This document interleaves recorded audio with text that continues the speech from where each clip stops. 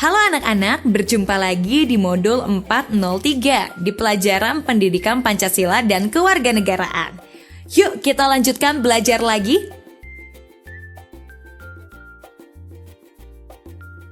Kita masih ada di bab 1 untuk mempelajari sistem pemerintahan pusat. Dan kali ini pelajaran 1.4 kita akan membahas Badan Pemeriksa Keuangan atau yang dikenal dengan BPK.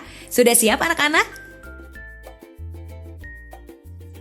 Jadi tujuan pembelajaran kita kali ini agar anak-anak dapat mengenal dan mengetahui mengenai Badan Pemeriksa Keuangan di Indonesia. Nah, anak-anak pernah tidak mendengar Badan Pemeriksa Keuangan atau yang disebut dengan BPK? Apakah yang kamu ketahui mengenai Badan Pemeriksa Keuangan? Jadi kali ini kita akan bahas Badan Pemeriksa Keuangan. Dimulai dari badan. Dalam hal ini badan berarti suatu lembaga. Sedangkan pemeriksa yaitu kegiatannya memeriksa sesuatu. Keuangan di sini artinya suatu bidang tertentu. Jadi sudah bisa diambil kesimpulannya ya. Nah, untuk lebih lengkapnya, Badan Pemeriksa Keuangan atau yang disingkat BPK adalah suatu lembaga tinggi negara dalam sistem ketatanegaraan Indonesia yang memiliki wewenang memeriksa pengelolaan dan tanggung jawab keuangan negara. Badan Pemeriksa Keuangan ini resmi terbentuk pada tanggal 1 Januari 1947. Menurut anak-anak, kenapa ya negara kita memerlukan Badan Pemeriksa Keuangan? Nah anak-anak, jadi negara kita memang membutuhkan BPK atau Badan Pemeriksa Keuangan. Karena kita sebagai rakyat Indonesia tidak dapat mengawasi keuangan negara secara langsung dan setiap saat.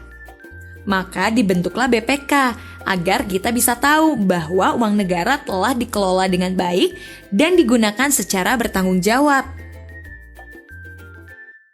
Anak-anak, dasar hukum terbentuknya BPK atau Badan Pemeriksa Keuangan adalah Undang-Undang Dasar 1945, Pasal 23 yang berbunyi, untuk memeriksa pengelolaan dan tanggung jawab tentang keuangan negara, diadakan satu Badan Pemeriksa Keuangan yang bebas dan mandiri.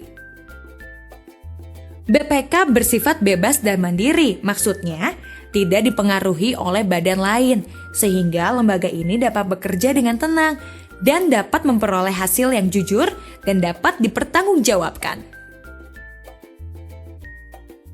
Nah, kali ini kita akan membahas anggota BPK.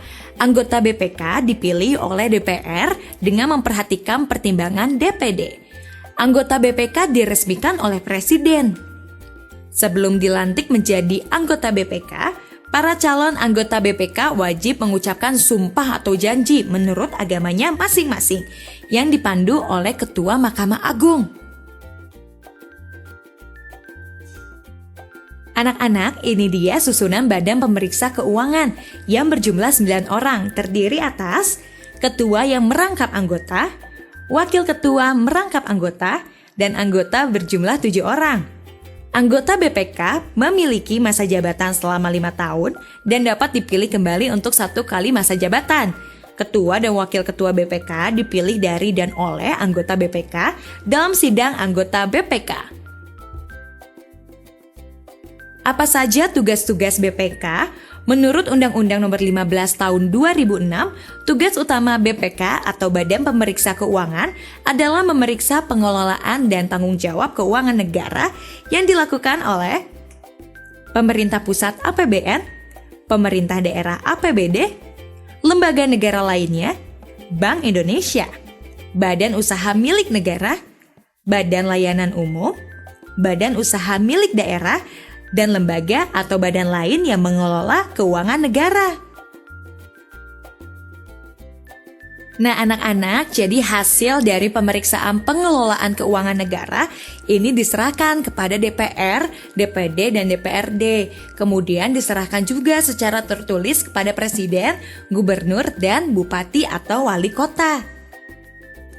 Jika setelah dilakukan pemeriksaan terbukti adanya tindak pidana, maka Badan Pemeriksa Keuangan wajib melapor pada instansi yang berwenang, paling lambat 1 bulan sejak diketahui adanya tindakan pidana tersebut.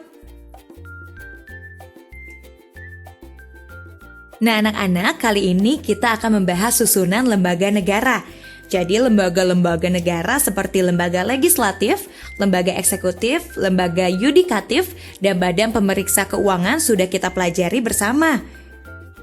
Untuk lebih jelasnya, berikut ini adalah susunan lembaga-lembaga negara tersebut dalam suatu bagan organisasi negara. Yuk kita lihat bersama.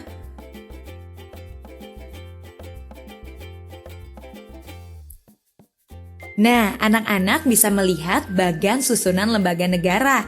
Jadi, lembaga legislatif, lembaga eksekutif, lembaga yudikatif, dan BPK harus berdasarkan Undang-Undang Dasar 1945.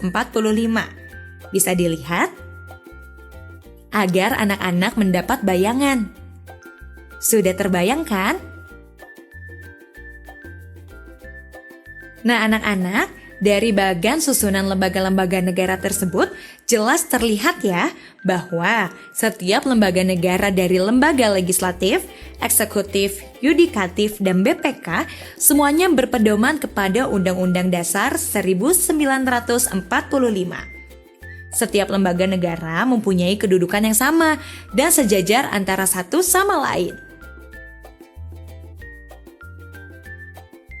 Pelajaran 1.4 selesai. Kerjakanlah latihan-latihan di buku kegiatan. Semangat ya!